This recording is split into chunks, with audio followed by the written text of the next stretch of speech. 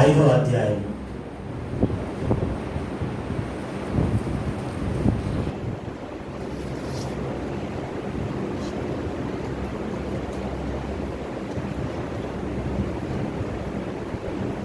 ఇరవై 23వ వచనము అందరికి తెలుసుకుందాం. తెస్సలోనికీయులకు రాసిన మొదటి పత్రిక 5వ అధ్యాయము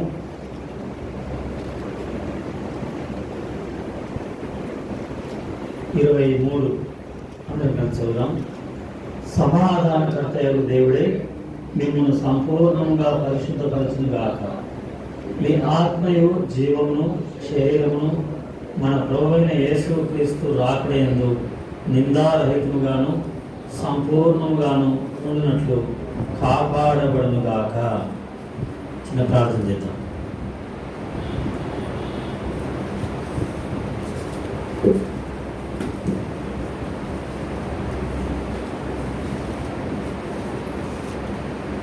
ప్రేమల తండ్రి, నమ్మదగిన ప్రభువా, మీ ప్రియ కుమారుడు మా రక్షకుడు యేసుక్రీస్తు ప్రభు వారు మా నిమిత్తమై శిలువలో కాల్చిన రక్తమును బట్టి మీకు ఎంతో ఉన్నారు. మమ్మల్ని ప్రేమించి సంఘముగా సమకూర్చి ఇలా ఇంత వేడిలో కూడా మీ సన్నిధికి వచ్చి పాటలు పాడుట కొరకై, వాయిద్యములు వాయించడం కొరకై, ఆరాధన వాక్యమును వినడానికి ఆశతో రాగలిగిన వారందరూ కోరుకున్నారు. వారికి రావాల్సిన వారు మీ ఉద్దేశంలో ఉన్న వారిని ఆలస్యం లేకుండా మీ సన్నిధికి త్వరపెట్టండి, నడిపించండి, బలపరచండి. మీరే మహిమ పొందుతారని మీ రక్త ప్రోక్షణ కింద మమ్మల్ని తెచ్చుకుంటూ మీ కృపా సహాయం కోరుకుంటూ, ముఖ్యంగా వాతావరణంను మీ స్వాధీనం అందించుకొని కావలసిన మేఘస్తంభం దయచేయండి.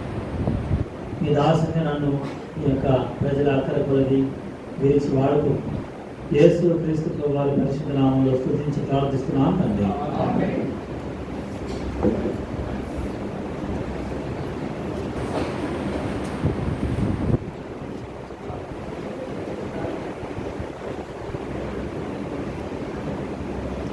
దేవుని వాక్యము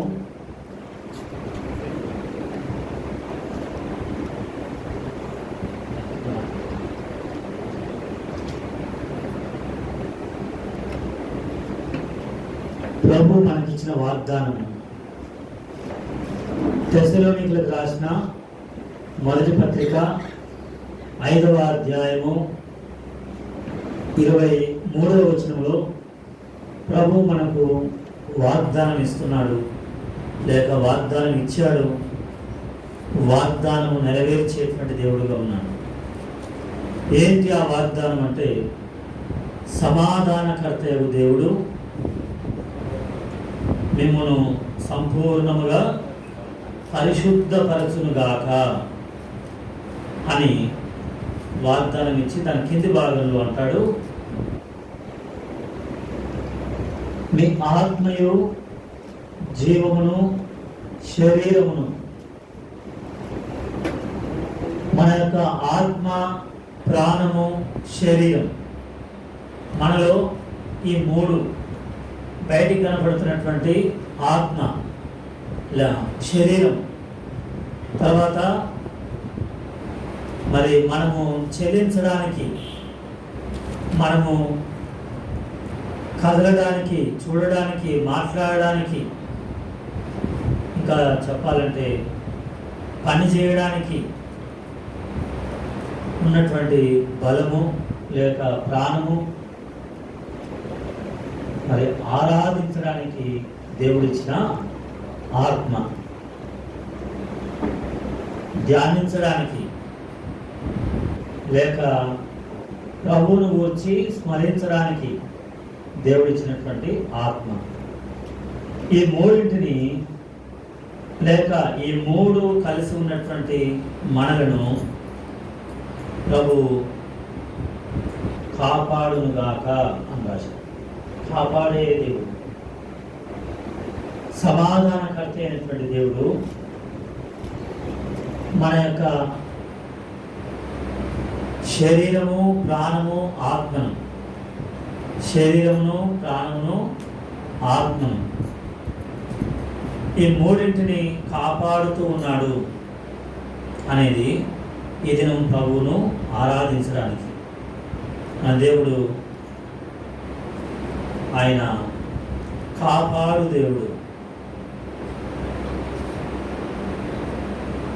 ఎలా అనంటే యెషయా గ్రంథము 27వ అధ్యాయం 3వ వచనం.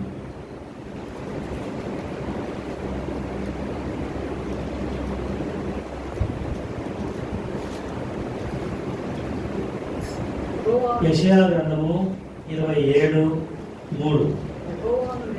యెహోవాను నేను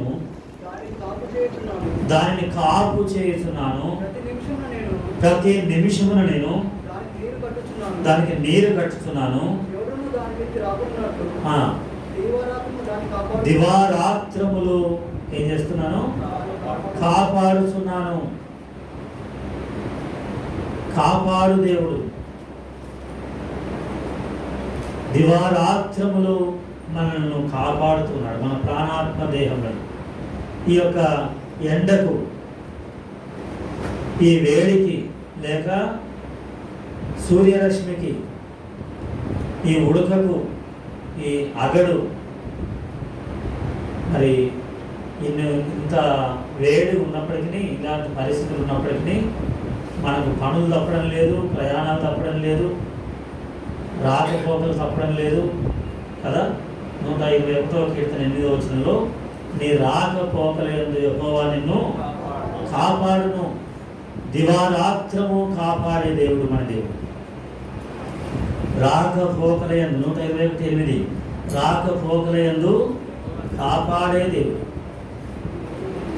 ప్రయాణం ఎక్కడికి? దేవుని మందిరానికి కానీ, ఎక్కడికి మనం వెళ్ళే పనులకే కానీ, లేక మనం వెళ్ళే చదువుకే కానీ, మనం వెళ్ళే ఉద్యోగానికి కానీ, మనం వెళ్ళేటువంటి వాటన్నిటిలో ప్రభువే మనను కాపాడు దేవుడిగా ఉన్నాడు, భద్రపరుస్తూ ఉన్నాడు, కాపాడుతూ ఉన్నాడు, మనల్ని కాస్తూ ఉన్నాడు. దివారాత్రులు రాకపోకలయందు కాపాడుతున్నాడు.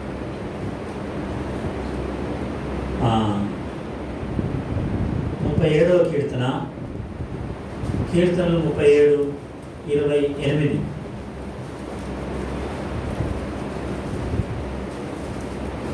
37వ కీర్తన 28వ వచనం. ఏలైనగా యెహోవా న్యాయమును ప్రేమించువాడు, ఆయన తన భక్తులను విడువడు. వారు ఎప్పటికంట? ఎన్నటెన్నటికి. చాలు. కాబట్టి ఎన్నటెన్నటికి అంటే ఇలా వర్షకాలం పోయి చలికాలం వచ్చి, చలికాలం పోయి వేసవి కాలం వచ్చి, తర్వాత సంవత్సరం వెంబడి సంవత్సరం గడిచిపోతున్నా, పరిస్థితుల్లో మార్పులు వస్తున్నా, ఎన్నో రకాలైన పరిస్థితులు వస్తున్నా కూడా దేవుడు ఎన్నటెన్నటికి ఆయన కాపాడే దేవుడిగా ఉన్నాడు. మన పక్షమున ఆయన తన కార్యమును జరిగించి లేక మనల్ని కాపాడుతున్నది ఎన్నటెన్నటికి. అంటే మన బ్రతికినంత కాలం, లేక ఈ భూమి నిలిచినంత కాలం, ఎన్నటికైనా. ఇప్పుడు సాధారణంగా ఏమంటారు, 2024 నుండి మరి ఎలక్షన్లు ఉన్నాయి కాబట్టి 2028 వరకు వాళ్ళది 28 వరకు 29 వరకు 29 వరకు అని అంటారు కదా. ఒక లెక్క, ఒక 5 సంవత్సరాల లెక్క అనుకుంటుంది. దాని తర్వాత ఏమో తెలియదు. కానీ మన ప్రభు అయితే ఎన్నటెన్నటికీ అంటే రాజులు మారిపోయినా, రాజ్యాలు మారిపోయినా, పరిస్థితులు మారిపోయినా, ఎలాంటి పరిస్థితుల్లోనైనా ఆయన తన కాపుదల తన ప్రజలకు, తన యందు భయభక్తులు కలిగినటువంటి వారికి ఇవ్వడానికి ఇష్టపడుతున్నాడు, చూపించడానికి ఇష్టపడుతున్నాడు. నెహెమ్యా గ్రంథం 9వ అధ్యాయం 6వ వచనం అంటాడు. నెహెమ్యా గ్రంథము 9:6వ వచనంలో సమస్త సృష్టిని కలిగించి, సూర్యచంద్ర నక్షత్రాలని కానీ, భూమి ఆకాశంని కానీ కనపడుతున్నటువంటి అన్నింటినీ నెహెమ్యా 9:6 కీర్తనలకు వెనకనే ఉంటుంది. యెహోవా, ఆ, నీవే ఆకాశమును నీవే ఆకాశమును మహాకాశములను 9:6 మహాకాశములను వాటి సైన్యములను భూమిని దానిలో ఉండునది అంతటిని సముద్రములను వాటిలో ఉండునది అంతటిని చూడండి, ఆకాశము, మహాకాశము, భూమి, సముద్రం, వాటిలో ఉన్నటువంటి అన్నిటినీ ఆయన సృజించి. ఒకవేళ సూర్యుడిని దేవుడు కాపాడకపోతే మనకి ఎప్పుడు చీకటి ఉంటుంది కదా. సూర్యుడిని కాపాడలేదనుకో దేవుడు, మనకి ఎప్పుడు ఏముంటుంది? చీకటి ఉంటుంది. సముద్రమును దేవుడు కాపాడకపోతే బెంగళూరు పట్టణం ఏమైంది? ఇప్పుడు బెంగళూరు పట్టణంలో ఒక ఆయన ఏం చేశాడట, నేను కడిగినట్టే కారు కడిగాడట. కారు కడిగితే తీసుకొని వెళ్ళి జైల్లో వేశారట. ఎందుకు? అక్కడ నీళ్ళు అయిపోయినాయి, భూమిలో ఉన్న నీళ్ళు వస్తున్నాయి. అంతా అయిపోలేదు, కొన్ని ప్రాంతాల్లో అసలు నీరు అందడం లేదు.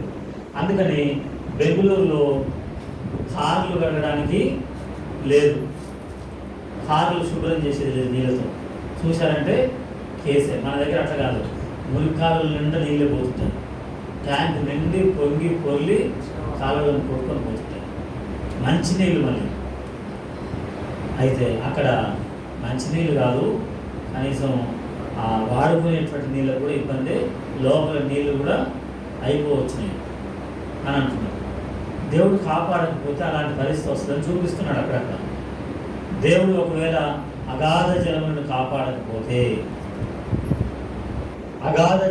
కాపాడకపోతే, సముద్రపు నీటి మట్టాన్ని కాపాడకపోతే, నదులను కాపాడకపోతే, లేక మరి ఆకాశం క్రింద ఉన్నటువంటి సమస్త సమూహమును కాపాడకపోతే పరిస్థితి ఎలా ఉంటుంది అనేది అక్కడక్కడ చూపిస్తున్నాడు. దేవుడు అందున్న సమస్తం ఏం చేస్తున్నాడు? అన్నింటినీ కాపాడుతున్నాడు, దివారాత్రము కాపాడుతున్నాడు, ఎన్నటన్నిటికీ కాపాడుతున్నాడు. 2వ దినవృత్తాంతం 2వ గ్రంథం 32వ అధ్యాయము 22వ వచనం. దినవృత్తాంతములు 2వ గ్రంథము 32:22. ఈ ప్రకారము హిజ్కియాను యెరూషలేము కాపురస్తులను అష్షూరు రాజైన సన్హెరీబు చేతిలో నుండి, అందరి చేతిలో నుండి రక్షించి అన్ని వైపులను వారిని కాపాడినందున. చూడండి, అన్ని వైపులా దేవుడు తన కాపుదలను ఇస్తున్నాడు. లేకపోతే ఇజ్రాయేల్కు గాజాకి ఏమైంది? యుద్ధం అయింది. ఇప్పుడు ఇజ్రాయేల్కు ఇరాన్కా? ఇజ్రాయేల్కు ఇరాన్కు ఏముంది? యుద్ధం. ఇక ముందు రోజుల్లో రష్యా అంటున్నారు, ఇంకా ఇంకేదో అంటున్నారు. అవన్నీ అనేవి కాదు, ఇంకా 3వ ప్రపంచ యుద్ధము రాబోతుందేమో అన్నట్లుగా ప్రకటనలు చేస్తూనే ఉన్నారు. దేవుడు ఇశ్రాయేలును అన్ని వైపులా, లేక తన ప్రజలను అన్ని వైపులా, అన్ని దిక్కుల నుండి, తూర్పు నుండి, పడమటి నుండి, ఉత్తరం నుండి, దక్షిణం నుండి, లేక మరి ఈశాన్యం నుండి, లేకపోతే ఆగ్నేయం నుండి, నైరుతి నుండి, వాయువు నుండి, 4 దిక్కులు, 4 అన్ని వైపులా దేవుడు తన కాపుదల మనకిస్తున్నాడు. ఎందుకంటే ఆయన సమాధానకర్త దేవుడు. మరి సంపూర్ణంగా మనల్ని పరిశుద్ధపరిచి ఏం చేస్తున్నాడు? పరిశుద్ధపరచడమే కాకుండా అన్ని వేళలా, అన్ని పరిస్థితుల్లో, అన్ని వైపుల నుండి, అందరి చేతిలో నుండి, అక్కడ రాశాడు కదా, సన్హెరీబు చేతిలో నుండి, అందరి చేతిలో నుండి కాపాడి. ఇదే 18వ కీర్తన చిన్న అక్షరాలతో పైన రాసింది కదా,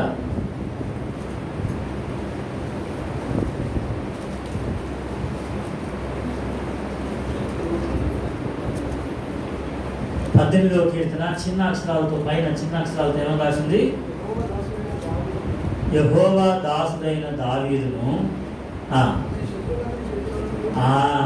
అతని శత్రువులందరి చేతిలో నుండి, సౌలు చేతిలో నుండి, అందరు శత్రువులు అయితే సౌలు ఏం కాలేదట, శత్రువు కాదు కానీ శత్రువులాగానే ఉన్నాడు. కాబట్టి ఇప్పుడు దావీదు అనేటువంటి ఆ భక్తుడిని దేవుడు కాపాడాలనుకున్నప్పుడు చుట్టూ అన్ని వైపులా ఆ శత్రువులు ఉన్నప్పటికీ, సౌలు కూడా తరుముతున్నప్పటికీ దేవుడు అతన్ని ఏం చేస్తున్నాడు, కాపాడుతున్నాడు. ఆయన కాపాడుతున్నాడు. 33వ కీర్తన 18వ వచనం, 33:18. వారి ప్రాణమును మరణం నుండి తప్పించుటకును సజీవులుగా కాపాడుతున్నాడు. కాపాడడంలో సజీవులుగా కాపాడుతున్నాడు. శక్తితో, తన కృప చేత, తన పోషణ చేత, తన సంరక్షణ చేత అక్కర్లను తీరుస్తూ, కావలసిన దాహమును తీరుస్తూ. చూడండి ఎన్ని నీళ్ళు తాగుతున్నాము ఎండకు కదా, ఎన్ని తాగుతున్నాము. దేవుడు కాపాడుతూ ఉన్నాడు. దేవుడు తన కాపుదలను చూపిస్తున్నాడు. ఆయన ఇదే ఆదికాండం 28వ అధ్యాయము 15వ వచనం. ఆదికాండము 28:15. ఇదిగో నేను నీకు తోడై ఉండి నీవు వెళ్ళు ప్రతి స్థలమందు నిన్ను ఏం చేస్తున్నాను, ప్రతి స్థలములో, మనది సొంత గ్రామమైనా లేక మరి ఇక్కడ యాకోబునైతే అది పుట్టిన గ్రామమే కానీ, లేక పెరిగిన గ్రామమే కానీ, లేక మరి తను వెళ్ళిన గ్రామమే కానీ, వెళ్ళిన దేశమే కానీ, అన్ని ప్రాంతాల్లో, అన్ని స్థలాల్లో, ఎక్కడైనా సరే, ఎక్కడైనా దేవుడు కాపాడుతున్నాడు. ఎక్కడెక్కడ నుండో ఇప్పుడు అనేక స్థలాల నుండి మనం వచ్చాం. అనేక స్థలాల నుండి మనం వచ్చాము. అనేక స్థలాలకు వెళ్ళినాము. ఇప్పుడు వచ్చినామంటే ఎక్కడి నుంచో వచ్చాం కాదు, మనం ఇక్కడి నుండి ఇంకో స్థలాలకు వెళ్ళి మరలా ఈ స్థలానికి వచ్చాము. అలా వెళ్తున్న ప్రతి స్థలంలో దేవుడు తన కాపుదలను ఉంచాడు. ఎన్ని స్థలాల్లో, ఎన్నో స్థలాలు. మరి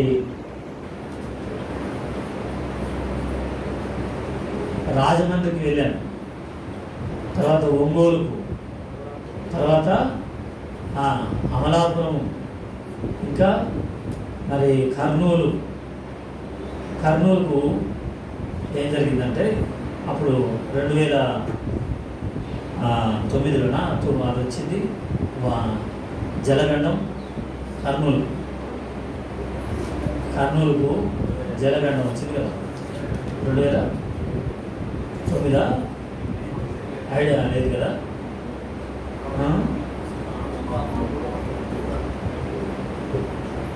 2009 అనుకుంటున్నా. అయితే అక్కడ 2010లోనేమో కాన్ఫికేషన్ జరిగినాయి. అంతకుముందు సంవత్సరమే జలగండం వచ్చిందా లేకపోతే కాన్ఫికేషన్ జరిగి పోయించినాక వచ్చిందా తెలియదు. అక్కడికి పోయినటువంటి వాళ్ళు అక్కడనే చిక్కుబడిపోయారు. దేవుడు ఎన్నో స్థలాల్లో వెళ్ళినప్పుడు అక్కడ వెళ్తే, ఆ తర్వాత మద్రాసుకు పోయాం, తర్వాత మరి బొంబాయికి, ఈరోజు బొంబాయి నుంచి కూడా వచ్చారు, బొంబాయి అక్కోళ్ళు కూడా వచ్చారు, తర్వాత హైదరాబాద్ వాళ్ళు వచ్చారు, బొంబాయి వాళ్ళు వచ్చారు. ఒక స్థలం కాదు, ఎన్నో స్థలాల నుండి ఎన్నో స్థలాలకు వెళ్తూ ఉన్నాం. దేవుడు తన కాపుదల ఇవ్వకపోతే ఎండ వేడి కానీ, యోనా ఏమైపోయాడట, ఎండ వేడికి తన ప్రాణం పోతుందేమో అనుకున్నట్టుగా అయిపోయింది ఆయన పని. తర్వాత దాహం అయింది సంసోనుకు. ఏమనుకున్నాడు, నేను ఇంత గొప్ప విజయాన్ని పొందిన తర్వాత నేను దాహంతో చనిపోతున్న పరిస్థితి ఏందని సంసోను అనుకున్నాడు. ఇలా ఒకరు కాదు, తర్వాత ఆకలితో కొంతమంది, అలా ఎన్నో పరిస్థితులు, ఎన్నో స్థలాలు, అన్ని స్థలాల్లో దేవుడు ప్రతి స్థలంలో ఎలా కాపాడుతున్నాడు. ద్వితీయోపదేశకాండం 33:21.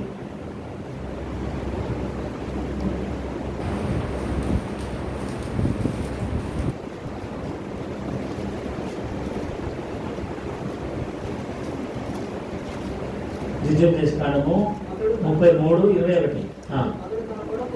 అతడు తన కొరకు 33:21.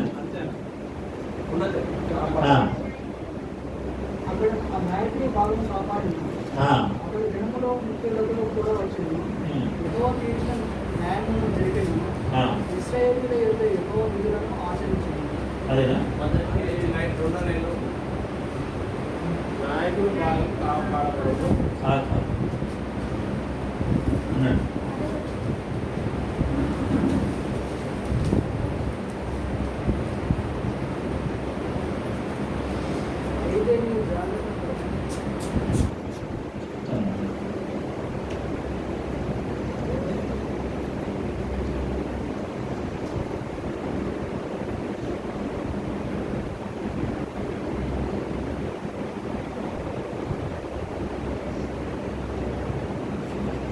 ఆ, 32:10. అరణ్య ప్రదేశంలో భీకర ధ్వనిగల పాడైన ఎడారిలో అనుకొని ఆవరించి పరామర్శించి కనుపాపం వలె కనుపాప వలె. కనుపాప అంటే మన కన్ను గుడ్డులోని కనుగుడ్డు లేక నల్లటి భాగం. కనుపాపను ఎట్లా కాపాడుకుంటాం చెప్పండి? అలా దేవుడు మనల్ని కాపాడుకుంటున్నాడు.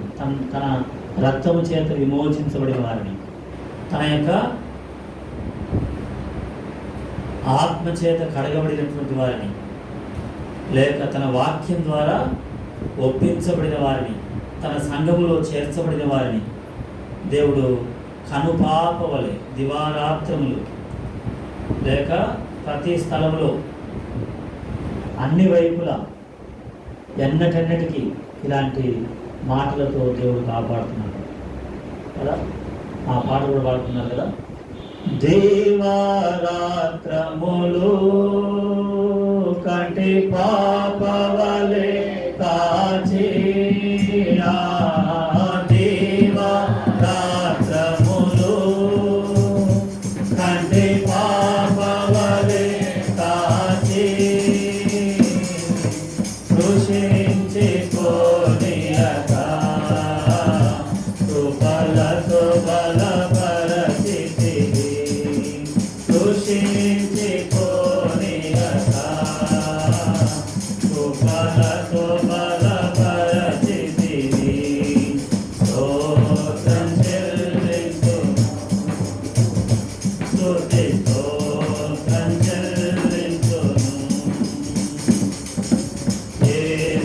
యేసునాథుని మేలులు తలచి స్తోత్రం చెల్లించుము, స్తుతి స్తోత్రం చెల్లించుము.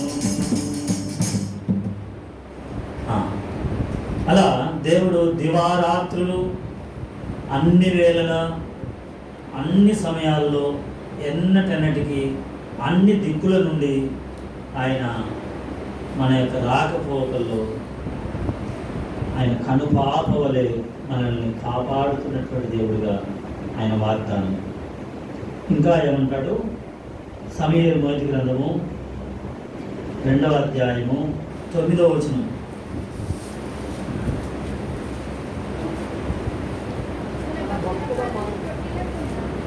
తన భక్తుల పాదములు తొట్టిల్లకుండా,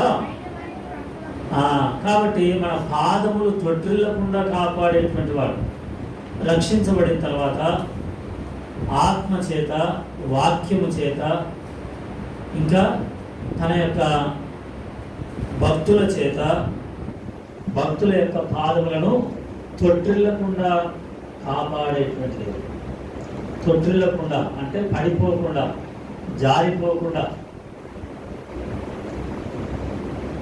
కృంగిపోకుండా, ఇంకా మరి నష్టపోకుండా ఆయన కాపాడుతున్నటువంటి ఆయన ఉద్దేశం. దేవుని యొక్క ఏర్పాటు, దేవుని వాగ్దానం, ఆరాధన కొరకై ఆయన మనల్ని కాపాడుతున్న విధానం చెప్తున్నాడు. ఇంకా చూడండి, తెస్సలోనికీయులకు రాసిన 2వ పత్రిక 3వ అధ్యాయము 3వ వచనం.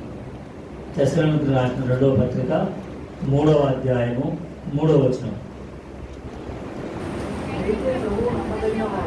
అయితే ప్రభువు నమ్మదగిన వాడు, ఆయన మిమ్మును స్థిరపరిచి దుష్టత్వం నుండి ఎక్కడి నుండి కాపాడేవాడు? తొట్టిల్లకుండా దుష్టత్వం నుండి మనల్ని కాపాడుతున్నటువంటి దేవుడు ఆయన. లోకంలో దుష్టత్వం ఉంది, అపవాదికి సంబంధించిన దుష్టత్వం, సాతానుకు లేక నిత్య నరకానికి, అగ్నిగుండానికి సంబంధించిన దుష్టత్వం. ఈ లోక సంబంధమైనటువంటి దుష్టత్వం అంతటి నుండి దేవుడు మనల్ని కాపాడుతున్నాడు. ఏదో ఎండ నుండి కాపాడడం కాదు, ఎండ నుండి కాపాడడానికి ఎన్నో ఉన్నాయి కదా. ప్రమాదం నుండి కాపాడడం కాదు, ఎన్నో ఉన్నాయి. కానీ దుష్టత్వం నుండి కాపాడడానికి ఏమున్నాయి లోకంలో? చెప్పండి. దుష్టత్వం నుండి కాపాడడానికి లోకంలో ఏముంది అంటే దేవుడు తప్ప ఇంకెవరు కూడా దుష్టత్వం నుండి కాపాడలేదు. దుష్టత్వంలోనికి అనేకులు అడుగు పెడుతున్నారు, లేక అనేకులు దుష్టత్వంలోనే కొనసాగుతున్నారు. కానీ దేవుడు మనలను దేవుడు ప్రేమించి ఆ దుష్టత్వం నుండి మనల్ని విడిపించాడు, ఆ దుష్టత్వం నుండి మనల్ని భద్రపరిచాడు, మనల్ని కాపాడినాడు. ఆ దుష్టత్వంలోనికి వెళ్ళకుండా, లేక ఆ దుష్టత్వం మన మీదకి రాకుండా, ఆ దుష్టత్వం మనలోనికి రాకుండా, మనం దుష్టత్వంలోనికి వెళ్ళకుండా దేవుడు మనల్ని కాపాడి ఉన్నాడు. మన కనుల ఎదుటనే ఎంతోమంది దుష్టత్వంలోనికి వెళ్ళిపోయారు. అంటే మరి సాతానుకు సంబంధించినటువంటి కార్యాలు. ఈ దుష్టత్వం అంటే దుష్టునికి సంబంధించిన కార్యాలు, సాతానుకు సంబంధించినటువంటి కార్యాలు. సాతాను యొక్క కార్యాలు ఎంత అంటే ఒకసారి ఒక ఆయన అడుగుతున్నారు ఏమనంటే, ఆదాము అవ్వలు ఎందుకు ఆ పండు తిన్నారు? ఆదాము అవ్వలు ఎందుకు పాపం చేశారు? ఆదాము అవ్వలు ఎందుకు పాపం చేస్తుంటే దేవుడు ఆపలేదు? దేవుడు కాపాడలేదు ఎందుకు? ఆదాము అవ్వలంటే మరి దేవుని స్వయంగా దేవుని చేతులతోనే నిర్మించబడ్డవారు కదా, వారిని ఎందుకు కాపాడలేదు? వారు సాతాను చేతిలో పడకుండా, దుష్టుని చేతిలో పడకుండా ఎందుకు కాపాడలేదు అని అంటే, నేనేం చెప్తున్నానంటే, వాళ్ళు నిన్ను కాపాడిగా సంతోషపడతారు, ఆదాము జోలికి నువ్వు ఎందుకు పోతావు అని అంటే, కాదు దేవుడు కాపాడేవాడు కదా అని ప్రశ్న అడిగితే నేను చెప్పాను, మరి అపవాది ముందు మంచి దూత కదా, దూత అయినటువంటి అపవాది కాకుండానే దేవుడు కాపాడవచ్చు కదా. కాపాడితే ఇంత పని అయ్యేదా? నన్ను ఆదాము దగ్గర ఆలోచన చేస్తున్నావు కానీ అసలు అపవాది దగ్గరకు అది దేవుని యొక్క ప్రణాళిక అంతే. దేవుని యొక్క ఆలోచన, దేవుని ఆలోచనకు మనం ఏమి చెప్పడానికి లేదు. కానీ దేవుడు మనలను దుష్టత్వం నుండి కాపాడినందుకు ఏం చేయాలి? ఆదామునే దుష్టత్వానికి ఏం చేశాడు చూడండి. రోమిలకు రాసిన పత్రిక మొదటి అధ్యాయం, రోమిలకు రాసిన పత్రిక మొదటి అధ్యాయము 27వ వచనం నుండి లేక 28వ వచనం నుండి చదవండి. 28 నుండి. మరియు వారు తమ మనసులో దేవునికి తోటియ్యడలేకపోయింది గనుక చేయరాని చేయరాని కార్యములు చేయుటకు దేవుడు భ్రష్ట మనసుకు వారిని అప్పగించెను.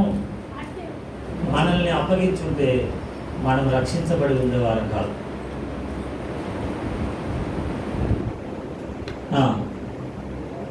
మరియు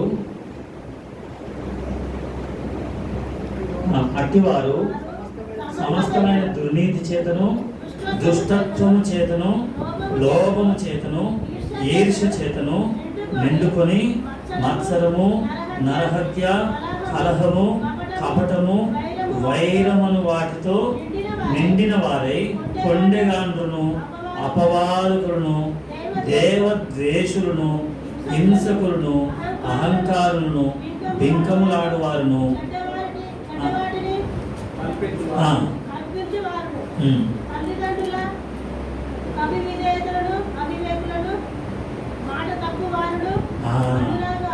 చూడండి ఇంత లిస్టు. ఇది లోకంలో ఉన్నటువంటి లిస్టు. అపవాది యొక్క కార్యాలు, అపవాది క్రియలు, వాటి నుండి ఇది దుష్టత్వం అంటే. దుష్టత్వం నుండి దేవుడు ఏం చేశాడు? మనల్ని కాపాడినాడు. దుష్టత్వం నుండి కాపాడినాడు. ఎంత కాపుదలను, ఎంత కాపుదల, ఎంత భద్రత ఆయన కాపుదల. ఎందుకంటే ఆయన మనల్ని ప్రేమించాడు కాబట్టి, మనకు వాగ్దానం చేశాడు కాబట్టి. లేక ఆయన పేరే కాపాడువాడు, మిమ్మల్ని కాపాడువాడు పులుకడు. కాబట్టి కాపాడే దేవుడు మన దేవుడు, ఆయన పేరే అది. కాబట్టి ఆయన కాపాడుతూనే ఉంటాడు. ఒక ఆయన వైద్యుడు అంటే డాక్టర్ ఏం చేస్తాడు? డాక్టరు చెప్పండి, వైద్యం చేస్తాడు. ఒక ఆయన సర్జన్ అని ఉంటాడు. సర్జన్ అంటే ఏం చేస్తాడు? ఆపరేషన్ చేస్తాడు సర్జన్. ఇంకొక ఆయన సర్జనే, ఆయన కూడా. కానీ బ్రతికిన వారిని కాదు సర్జన్ చేసేది. ఎవరిని? ఆయన ఏమంటారు? ఏమంటారు ఆయన? పోస్ట్ మాస్టరా? పోస్ట్ మాస్టరేనా? ఏమంటారు ఆయన? సర్జన్ అందామా,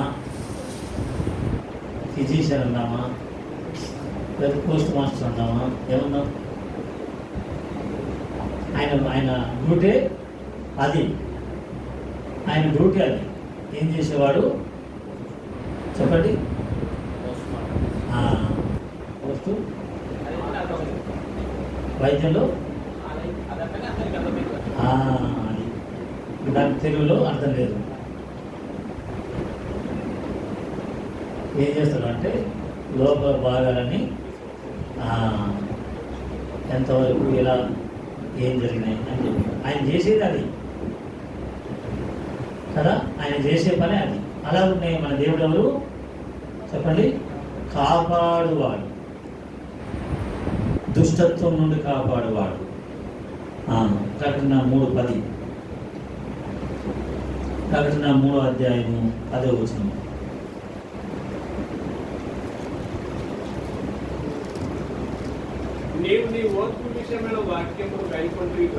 నీవు నా ఓర్పు విషయమైన వాక్యము గైకొంటివి కనుక భూనివాసులను శోధించుటకు లోకమంతటి మీదకి రాబో శోధన కాలంలో నేను నిన్ను కాపాడను. ఇప్పుడు రాబో శోధన కాబట్టి అప్పుడు దేవుడు తప్ప ఇంకెవరు కాపాడేవారు లేరు. రాబోయే శోధన కాలం అంటే ప్రభు ఈ లోకానికి వచ్చినప్పుడు, సంఘము ఎత్తబడినప్పుడు, లేక సంఘానికి వచ్చే పరీక్ష సమయంలో దేవుడు తప్ప కాపాడువారు ఎవరు లేరు. ఆయన మాత్రమే మనల్ని కాపాడేవాడు. అలా కాపాడుతూ ఉన్నాడు. ఇప్పుడు మనము ఇంత ఎండలో మనము మందిరానికి రావడానికి ఎంతో ఆశతో, భారంతో, బాధతో సరే అన్నట్లు వస్తున్నాం. మరి విమానంలో ప్రయాణం చేసే వాళ్ళ పరిస్థితి ఏంటి? సరే, అందులో ఏముంటుంది? ఏసీ ఉంటుంది. కానీ ఇంత ఎండకు, వర్షానికి, మేఘాలకు, మంచుకు అయినా వాళ్ళు ఏం చేయాలి? నడుపుతూనే ఉండాలి. సరే, అప్పుడప్పుడు ఎక్కే వాళ్ళకి సంతోషం ఉంటుంది, కానీ రోజు ప్రయాణం చేసే వాళ్ళకి ఎలా ఉంటుంది? అందులో నన్ను నడిపించే వాళ్ళకి, అందులో పనిచేసే వాళ్ళకు ఎలా ఉంటుందో. అయితే ఇలాంటి ఈ పరిస్థితుల్లో సముద్రంలో కూడా ప్రయాణం చేసే వాళ్ళు ఉన్నారు. సముద్రంలో కూడా ఇప్పుడు సముద్రపు ఒడ్డుకు వెళ్తే అక్కడ చేపలు పట్టే వాళ్ళు ఉంటారు. ఇంత పరిస్థితుల్లో కూడా వాళ్ళు పని చేస్తూనే ఉంటారు.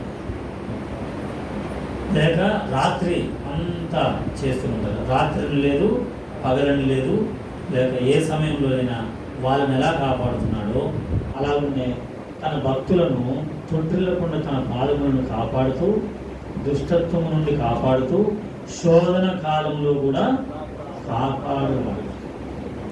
శోధన కాలంలో కాపాడే దేవుడు ఎంత అంటే ఎంత శోధనైనా ఎలాంటి కాపుదల ఆయనలో ఉంది అనే విషయాన్ని మనం చూస్తున్నాం. ఇప్పుడు ఎలా కాపాడుతున్నాడు? సామెతలు 22:12 దేని ద్వారా కాపాడుతున్నాడు అనే మాట. సామెతలు 22:12 యెహోవా చూపులు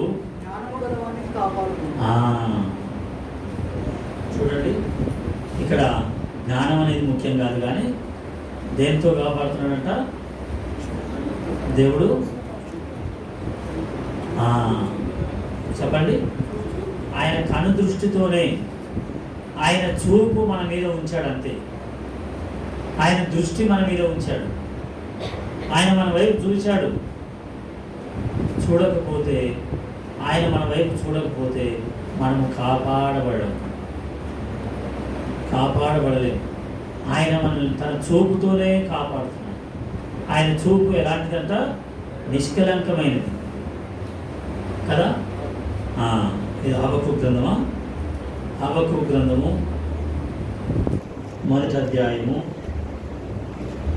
అంతేనా? 13వ వచనం.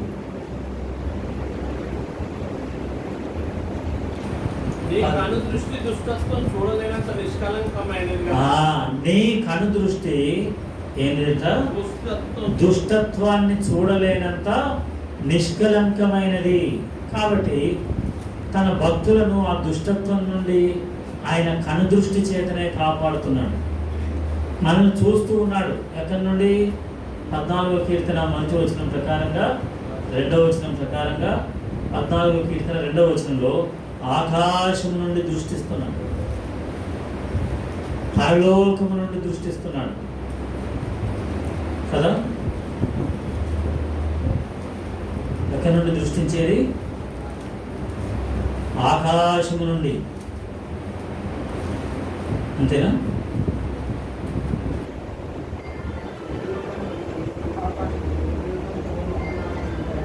ఉందా?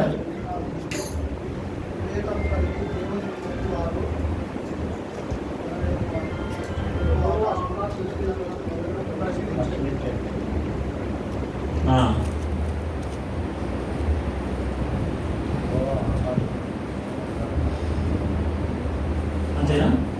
14 ఇంకొక వచనం వెతుకుతున్నా. 14:2 వచనమా?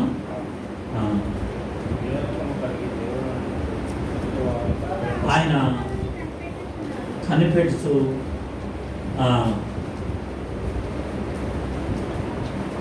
ఆకాశము నుండి కనిపెడుతున్నాడు. ఇప్పుడు పేతురు రాసిన మొదటి పత్రిక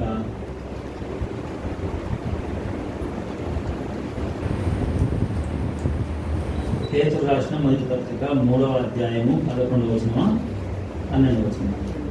12వ వచనం. ప్రభు కన్నులు, ఎందుకంటే ఆయన కన్నులు, కను దృష్టి మన మీద ఉంచి, మనం ఎక్కడ ఉన్నా సరే, ఏ స్థలంలో ఉన్నా, ఎంత దుఃఖములో ఉన్నా, ఎంత వేదనలో ఉన్నా, ఎంత చింతలో ఉన్నా, ఎంత బాధలో ఉన్నా, ఎలాంటి నింద అవమానంలో ఉన్నా, ఎలాంటి అనారోగ్య పరిస్థితిలో ఉన్నా, ఎలాంటి స్థితిలో ఉన్నప్పటికీ దేవుడు తన కనుదృష్టి మన మీద ఉంచాడు. మనల్ని కాపాడుట కొరకై ఆయన కనుదృష్టి మన మీద ఉంచి మనల్ని కాపాడుతున్నాడు ఆ దేవుడు. ఇంకా 1 పేతురు 1వ అధ్యాయము 5వ వచనం. అదే పేతురు రాసిన పత్రిక 1వ అధ్యాయం 5వ వచనం. కడవరి కాలమందు ఆ, బయలుపరచబడుటకు ఉమ్, సిద్ధముగా ఉన్న రక్షణ ఉమ్. కలుగునట్లు కలుగునట్లు విశ్వాసము ద్వారా దేవుని శక్తి చేత. కాపాడబడు. కాబట్టి మనం కాపాడబడుతున్నామంటే వెనుక దేవుని యొక్క శక్తి ఉన్నది, దేవుని యొక్క శిలువ శక్తి ఉన్నది, దేవుని యొక్క రక్తం యొక్క శక్తి ఉన్నది, యేసు ప్రభు వారి యొక్క మరణము పునరుత్థాన శక్తి ఉన్నది. ఆయన శక్తి ద్వారానే కాపాడబడుతున్నాం, లేకపోతే లేదు. ఆయన శక్తి మనల్ని కాపాడుతుంది. ఎక్కడికి అంటే నిత్య జీవంలో మనం ప్రవేశించేంత వరకు ఆయన కాపాడే దేవుడిగా ఉన్నాడు. కునుకక ఆయన కాపాడుతుంది. అపోస్తుల కార్యం 26:17 అంటాడు. అపోస్తుల కార్యం 26:17.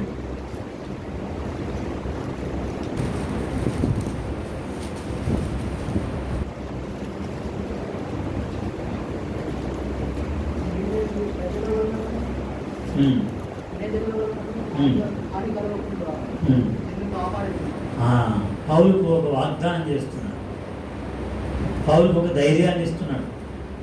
పౌలు ప్రయాణం చేస్తుండగా, పౌలు పరిచర్య చేస్తుండగా, పౌలు సువార్త చేస్తూ ఉండగా, పౌలు ఇంకా చెప్పాలంటే ఎక్కడున్నాడు మరి బంధకాల్లో ఉండగా, పౌలు అప్పటికి మరి పట్టబడి ఏమంటున్నాడు మరి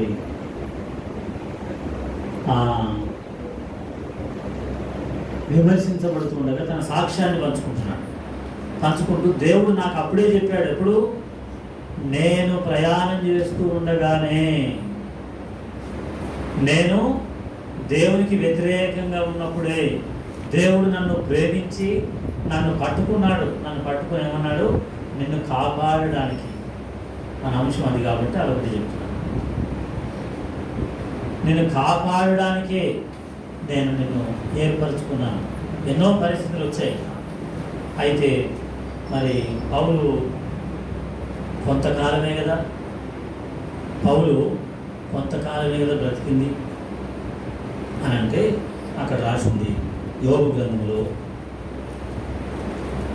గ్రంథము 10వ అధ్యాయము 12వ వచనం. యోబు 10:12. జీవమును అనుగ్రహించి నా ఎడల కృప చూపితివి, నీ సంరక్షణ చేత. అది ఇక్కడ ఉద్దేశం. దేవుడు మన ఆత్మను కాపాడుతూ ఉన్నాడు. ఎందుకంటే ఈ యొక్క శరీరం కృషించిపోయినా, ఈ శరీరము క్షీణించిపోయినా, మరి ఒకవేళ ఎన్నో అపాయములు కలిగిన, ఎంత వేదన కలిగిన, హింస కలిగిన, రాళ్లతో కొట్టబడిన స్టెఫెన్ లాగా పౌలును కూడా రాళ్లతో కొట్టారు, బెత్తములతో కొట్టారు, కొరడాలతో కొట్టారు. ఎన్ని దెబ్బలు తగిలినప్పటికీ, ఎన్ని గాయాలైనా, ఎన్ని ప్రమాదాలు జరిగినాయట ఆయన, ఎన్ని ప్రమాదాలు జరిగినా, ఎన్ని పరిస్థితుల్లో మానకుండానే మరి ఒక గాయం, ఒక గాయం మానకముందే మరి ఒక గాయం, ఒక బాధ పోకముందే మరి ఒక బాధ, ఒక నింద పోకముందే మరి ఒక నింద, ఒక కష్టం పోకముందే మరి ఒక కష్టం. అట్లా ఎట్లా అంటే ఒకదాని వెంట ఒకటి అదేదో కలుపుకొని వచ్చినట్లే. ఇప్పుడు బబ్ సిస్టమ్ లేక ఫంక్షన్ హాల్లో బాగా ధనవంతులైనటువంటి వాళ్ళు భోజనం ఏర్పాటు చేసినప్పుడు వరుసగా పెడతారు చూడండి. వరుసగా ఏం చేస్తారు, ఎన్ని రకాలు లెక్క పెట్టడానికే వీలు కాదు, అన్ని రకాలు మర్చిపోయి వాళ్ళు మర్చిపోయారు కదా అన్నట్లు పౌలుకు అన్ని రకాలైనటువంటి కష్టాలు వచ్చినాయి. పౌలుకు, యోగుకు, లేక భక్తులైనటువంటి వారికి, దావీదుకు, లేక యాకోబుకు, అబ్రహాముకు ఎన్నో వచ్చినాయి. వచ్చినప్పుడు మరి దేవుడు వాళ్ళని కాపాడలేదు అనడానికి కాదు, ఆత్మను ఏం చేశాడు? కాపాడిన. అలా ఆత్మను కాపాడేది మన ప్రభు, ఇంకెవరు కాపాడలేరు. పాదము తొట్టిల్లకుండా ఇంకెవరు కాపాడలేరు. దుష్టత్వం నుండి ఇంకెవరు కాపాడలేరు. ఆయన మాత్రమే. ఎలా కాపాడగలడు అంటే తన శక్తి చేత, తన ఆత్మ చేత, తన శక్తి చేత, తన ఆత్మ చేత మనలను కాపాడుతూ ఉన్నాడు. ఇంకా ఒక మాట రాశాడు, ఎంత మంచి మాట అంటే యెషయా గ్రంథం 26:3.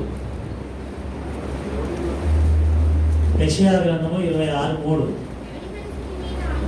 ఎవరి మనస్సు నీ మీద ఆనుకునునో వారిని పూర్ణ శాంతి గల వారిగా ఎలా కాపాడుతున్నాడట? పూర్ణ శాంతి గలవానిగా కాపాడుతున్నానంట.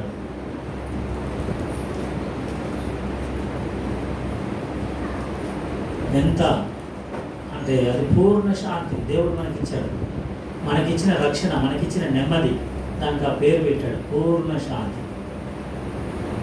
పూర్ణ శాంతి కలిగినటువంటి వారిగా మనల్ని కాపాడుతున్నాడు. శాంతి లేక, నెమ్మది లేక, సమాధానం లేక, కలవరంతో, భయముతో, వేదనతో ఉన్నటువంటి మనలను, చింతలతో ఉన్నటువంటి మనలను తన ఆత్మ చేత, రక్షణ చేత, తన యొక్క వాక్యము చేత, తన వాగ్దానముల చేత, తన యొక్క సహవాసము చేత ప్రభు పూర్ణ శాంతి గలవానిగా కాపాడుతున్నాడు. అంటే దాన్ని పూర్ణ శాంతి అన్నారంటే దాన్ని వివరించడం వలన కాక పూర్ణ శాంతి అంటే ఎంతో నెమ్మది, ఎంతో నెమ్మది, ఎంతో తృప్తి, ఎంతో ఆనందం, బాధ తొలగిపోయినటువంటి ప్రశాంతత దేవుడు మనకిచ్చాడు. కష్టాలు లేవని కాదు, కష్టాలు లేవని కాదు. మొదలు పెడితే మొట్టమొదటి కూర్చున్న వాళ్ళ దగ్గర నుండి చివరి వరకు మన కష్టాలు మనం చెప్పుకోవచ్చు. ఎన్నైనా చెప్పుకోవచ్చు, ఎన్నో చెప్పుకోవచ్చు. కావాల్సి ఉంటే బయటికి బాగా కనపడాలని మంచిగా శుభ్రంగా స్నానం చేసి మంచి బట్టలు కట్టుకొని, అవసరమైతే మరి తలకు నల్ల రంగు, తెల్ల రంగు వేసుకొని, ఇంకా ఎన్నో రకాలుగా మనం బయటికి బాగా కనపడాలనుకొని చక్కగా వచ్చాం. కానీ ఎంత కష్టమైన పని, ఎంత ఇబ్బందులు అయినా రక్షించబడినటువంటి వారిని దేవుడు పూర్ణ శాంతి కలిగినటువంటి వారిగా, దేవుడు నాకు ఆ శాంతిని ఇచ్చాడు. నాకు ఆ శాంతి, అందుకనే సమాధానకర్తయ్య దేవుడు సంపూర్ణముగా నేను పరిశుద్ధపరచును గాక, మీ ఆత్మను, మీ జీవమును, మీ శరీరమును, ఈ మూడింటిని ప్రభు రాకడ వరకు ఎలా కాపాడుతానని అక్కడ చదవండి. ఇంకా నిందారహితముగా కాపాడడం అంటే ఎంత మంచి మాట అది. దేవుని యొద్దకు వెళ్ళినప్పుడు ఏ నింద లేకుండా కాపాడుతాను. దేవుని యొద్ద వెళ్ళి నిలబడ్డప్పుడు ఇక్కడనే సరిచేసి, ఇక్కడనే ఒప్పించి, ఇక్కడనే కడిగివేసి, ఇక్కడనే శుద్ధి చేసి అక్కడికి వెళ్ళి నిలబడగానే మన మీద ఏ నింద లేదు. ఇక్కడనే ఉన్నాయి నిందలన్నీ, ఇక్కడనే ఉన్నాయి అవమానాలన్నీ, ఇక్కడనే ఉన్నాయి దుఃఖాలన్నీ, ఇక్కడనే ఉన్నాయి వేదనలన్నీ, ఇక్కడనే ఉన్నాయి నొప్పులన్నీ, ఇక్కడనే ఉన్నాయి రోగాలన్నీ. అందుకని ఏమంటాడు? రోగశయ్య మీద అంటాడు, రోగశయ్య అంటాడు. చదవండి 49వ కీర్తన. అంతేనా? ఎంత? 41, 41:3. ఏంటంటది? రోగశయ్య అంటారు. రోగశయ్య అంటే చెప్పండి. రోగశయ్య అంటే అంటే మనం పడుకునేటువంటిది. ఒకవేళ చాప మీద పడుకున్న వాళ్ళు ఉన్నారా, లేక బెడ్ మీద పడుకునే వాళ్ళు ఉన్నారా, లేకపోతే హాస్పిటల్ బెడ్ అనుకోండి రోగశయ్య అంటే, అంతేనా? ఇలా చెప్పాలంటే చాలా ఉన్నాయి, ఆ మాట మీదనే చాలా మాటలు ఉన్నాయి. కాబట్టి ఆయన పూర్ణ శాంతి కలిగినటువంటి వాణిగా, అంటే ఇంకా ఏది లేకుండా, ఏ నింద లేకుండా, ఏ ఇబ్బంది కలగకుండా, ఎలాంటి కష్టం కలగకుండా, ఎలాంటి వ్యాధి కలగకుండా, ఎలాంటి కన్నీరు రాకుండా, ఎలాంటి నొప్పి రాకుండా, ఎలాంటి వేదన రాకుండా ఉండే ఆ స్థలానికి మనల్ని సిద్ధపరుస్తున్నాడు. అలాంటి స్థలానికి మనల్ని సిద్ధపరుస్తున్నాడు. అదే ఆయన కాపుదలలో.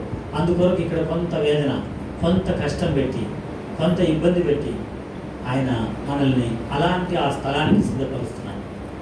అలాంటి ఆ దేవుణ్ణి అది చేయడానికి ఆయన చూడండి 34వ కీర్తన 20వ వచనం. ఆయన వాటి ఎముకలన్నిటినీ కాపాడును. ఎముకలన్నిటినీ కాపాడును. వాటిలో ఒకటైనను ఆ. విరిగిపోదు. యేసు ప్రభువు వారి యొక్క శిలువను గూర్చి రాస్తున్నాను. ఆయన ఎముకలు మాత్రం విరగలేదు, కానీ దేహమంతా ఏమైంది? నలగొట్టబడింది మనల్ని కాపాడడానికి. దేహమంతా చీల్చబడింది మనల్ని కాపాడడానికి. తలపై, చేతులలో, కాళ్ళల్లో, ప్రక్కలో, శరీరం అంతా గాయాలు.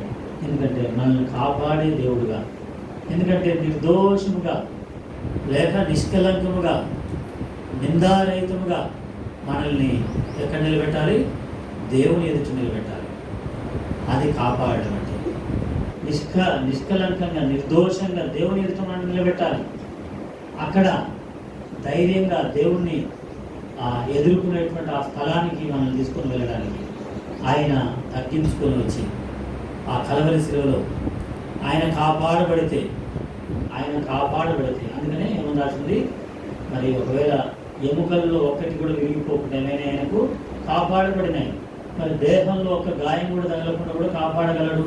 ఆయన ప్రాణం పోకుండా కూడా కాపాడుకోగలడు. కానీ అలా కాపాడుకోకుండా మన నిమిత్తం ఏమో నలగొట్టబడ్డాడు, మనల్ని నిందారహితంగా కాపాడుతూ ఉన్నాడు. నిందారహితంగా మనల్ని కాపాడుతున్నాడు. అది మనకు ఈ సంవత్సరం ఇచ్చిన వాగ్దానంలోని ఒక మాట, ఒక అర్థం. అందరం లేచి నిలబడదాం. అందరం లేచి నిలబడి ప్రభు సన్నిధిలో పాడుతూ ఉందాం. ఒకరు వెళ్ళి సండే స్కూలు ఆ కూలర్ సరిగా పనిచేస్తుందా, అందులో నీళ్ళు పోసారా? ఇంతకుముందు పోయేది అంటారు కదా, సండే స్కూల్ కూలర్లో నీళ్ళు పోసారా? Sunday school కూలర్లో పోయలేదు. అందుకని ఒకరు వెళ్ళి సండే స్కూల్ కూలర్లో నీళ్ళు పోసి